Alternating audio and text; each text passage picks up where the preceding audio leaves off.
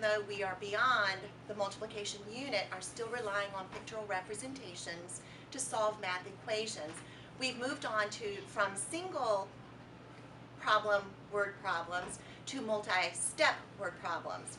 So today, many of my students were still relying on using pictures to solve their math equations, moving from step 1 to step 2 during word problems. For example, today's story problem was actually a multi-step problem, and many of my children are still at that concrete pictorial representation where to solve a problem they're drawing pictures.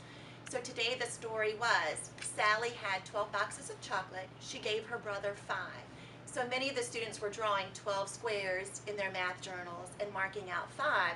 Then it was multi-step because then they had to figure out how many pieces of candy she had in all with 3 pieces in each box. So we went from a simple subtraction problem to then multiplying, and they were putting 3 little dots in each of their boxes, and instead of multiplying, counting up the total. So for many of my kids, that's their way of solving math problems. So they have examples, they have choices. They can either choose a strategy where they're using all numbers, or they can still use the concrete where they're drawing pictures, and it has been very successful.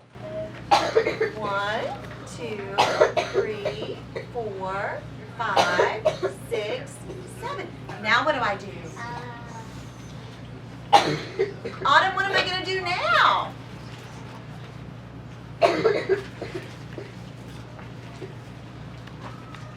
Can you help me figure it out? Grace, can you help me figure it out? What am I going to do now? In each box, there were 3 pieces. Subtract. Think about this magical word. Multiply. You got it. 7 times 3 equals 21. That's the math way. Could I do this inside of my leftover boxes?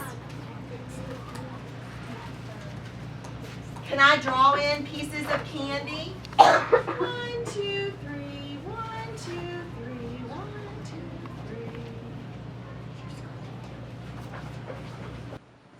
3. In the morning we have math journal times, and I choose skills for our math journals where I'm seeing weaknesses in the classroom.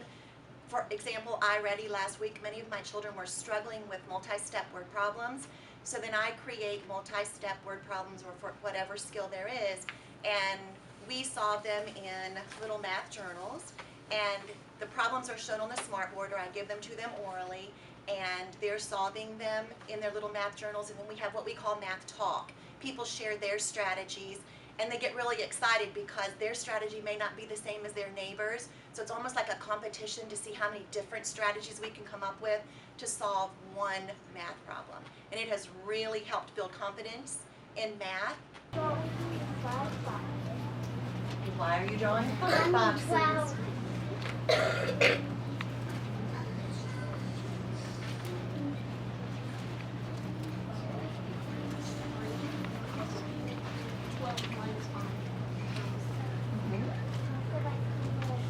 Okay, but hold on a second. You did the first. You did the Dave bought 12 boxes of chocolate candy.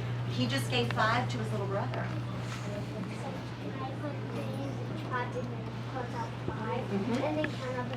Yes, good thinking, Aubrey. Great. You had a new teacher coming into Shenandoah County or coming into our school. What is the advice that you would give to that person?